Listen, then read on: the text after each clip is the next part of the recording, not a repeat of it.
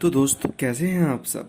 आज मैं आप सबके सामने the big bang theory video का पार्ट 2 लेकर आ चुका हूं। दोस्तों इस वीडियो को स्टार्ट करने से पहले मैं आप सबको बता दूं, जिसने भी इस वीडियो का पहला पार्ट नहीं देखा तो प्लीज़ जाकर देख लीजिए। मैंने उसका लिंक अपने डिस्क्रिप्शन में भी प्रोवाइड करा रखा है, या फिर आप सिंपली प्लेलिस्ट पे जाकर देख सकते हैं, क्योंकि उस वीडियो को देखे बिना आप सबको कुछ भी समझ में नहीं आने वाला है। और जिसने भी पहला पार्ट पहले ही देख लिया है, मैं उसको कहूँगा कि एक बार और देख लीजिए, क्योंकि उससे आपको अच्छा समझ में आएगा। तो दोस्तों मैंने अपनी पहली वीडियो में बताया था कि यूनिवर्स में एक फोर्स काम करने लग गया था, जिसके कारण सारे एटम चिपकने लग गए थे, और वो फोर्स था फोर्स ऑफ ग्रेविटी। तो दोस्तों अब उसके आगे, तो दोस्तों शुरुआत में इस यूनिवर्स में ज़्यादातर हाइड्रोजन के एटम एग्जिस्ट करते थे। ग्रेविटेशनल फोर्स उन हाइड्रोजन एटम को आपस में कंप्रेस करने लगा। जिस जगह हाइड्रोजन के एटम कंप्रेस होते थे, उस जगह टेम्परेचर लाखों डिग्री सेल्सियस तक पहुंच जाता था। कंप्रेस होते होते जब एक जगह का टेम्परेचर 1 करोड़ डिग्री सेल्सियस तक पहुंच गया, तब एक प्रोसेस शुरू हुआ जिसे हम न्यूक्लियर फिजन कहते हैं।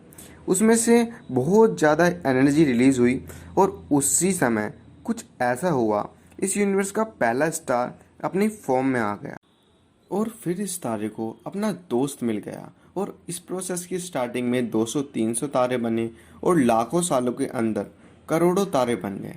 जी हाँ, यही वो तारे हैं जो रात को आप स्पेस में देखते हो, जो कि यूनिवर्स की शुरुआत में ऐसे ही बने थे। फिर ये तारे ग्रेविटेशनल फोर्स के चलते अट्रैक्ट होने लगे, वे आपस में एक ग्रुप बनाने लगे। फिर ट्रिलियंस तारों का समूह इस यूनिवर्स में दिखने लगा, और अलग शेप और साइज के तारों का ग्रुप भी बनने लगा। वो नज़ारा कुछ ऐसा दिखता था, और इन्हीं को हम कहते थे गैलेक्सीज। और ऐसी लाखों बिलियन गैलेक्सी बनी, और इन्हीं गैलेक्सी के बीच में कहीं ऐसी गैलेक्सी थी जिसका नाम था द मिल्की वे गैलेक्सी। जी हाँ, जिसमें आप और हम रहते हैं। इस गैलेक्सी के अंदर बिलियन और ट्रिलियन स्टार थे, पर कुछ डस्ट अभी भी हमारी गैलेक्सी के अंदर मौजूद थी, जो कि स्पेस में तैर रही थी। पर हजारों सालों के अंदर ग्रेविटी अपनी पावर दिखाने लगी। जो डस्ट गैलेक्सी में मौजूद थी, वो भी ग्रेविटेशनल फोर्स के चलते अट्रैक्ट होने लगी, और इसी से बहुत सारे प्लैनेट्स यानी ग्रह बनने लगे।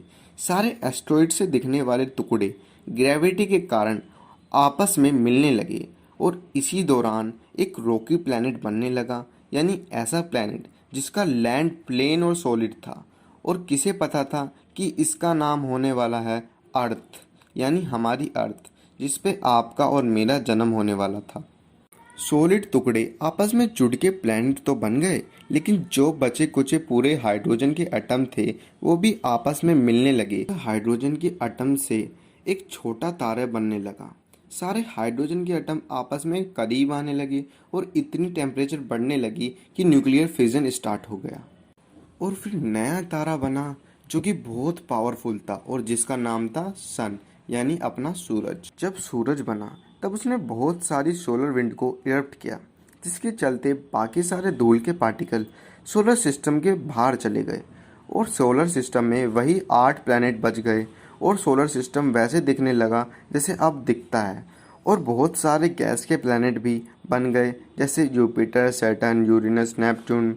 और कुछ रॉकी प्लैनेट बन गए, जैसे मरकरी, वीनस, मार्स, और आखिर में हमारी अर्थ, जिसे हम धरती माता कहते हैं। और यही वो धरती है जिस पर आप कहीं बैठकर हमारी वीडियो देख रहे हैं। सो प्लीज़ हमारे धरती वासियों, अगर आपको मेरी वीडियो अच्छी लगी हो तो प्लीज़ इसको लाइक करिए, और सब तक शेयर करिए, और सब्सक्राइब करना मत भूलिए, और दूसरों से भी करवाइए। अगर आपको कमेंट में जो कुछ भी पूछना है तो मुझे कमेंट करिए। I will definitely reply you.